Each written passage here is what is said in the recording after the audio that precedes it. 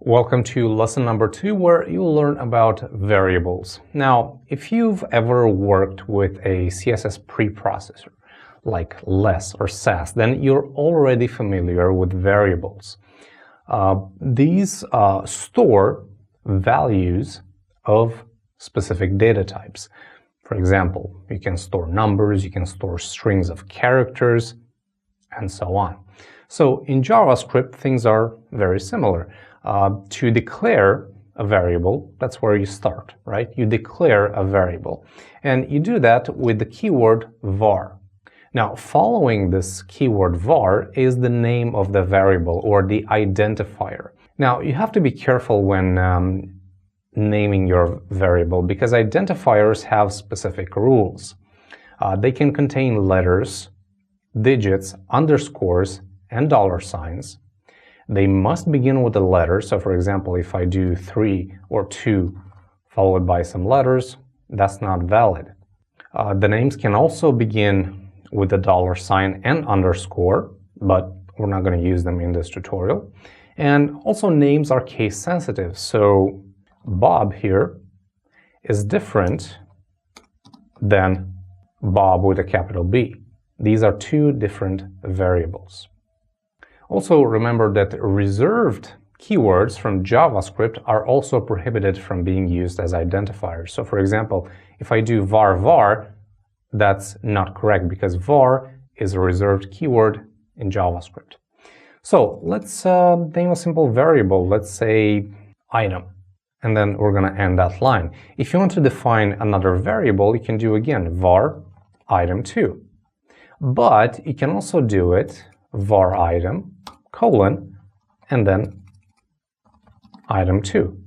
Now this right here is not a valid identifier because it has a space. So either concatenate them like this or use an underscore. Now, how do you set a value in a variable? Well, after you've defined the variables, you can call them like this, item equals, and you can specify a value. I'm going to say 5 here, and then item2 equals 2. I'm going to put a string. I'm going to say hello. So now the variable item holds the value of 5, and the variable item2 holds the value of hello, and this is a string. So how do you call these variables? Well, very simply by their name or by their identifier. So if I go back in our page here and I open up the console and I say item, that's going to print 5. If I say item2, that's going to print hello. If I say item space 2, it's going to give me a syntax error. So that's the easiest way to work with variables. Now, variables also have something that's called scope. And scope refers to the context in which these variables are available. If you define a variable like this, the way I did it, item2, they have a global scope, which means they are available globally.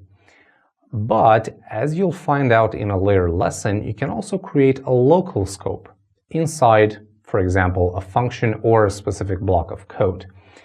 In that case, that variable which has a local scope is only available within that function or that block of code. But I'm just mentioning this right now. We'll go into in more detail further down the line. But that's about it for variables, just a quick lesson. Now, as I was saying in the beginning, variables can hold multiple data types, and we'll be learning about that in the next lesson. See you there.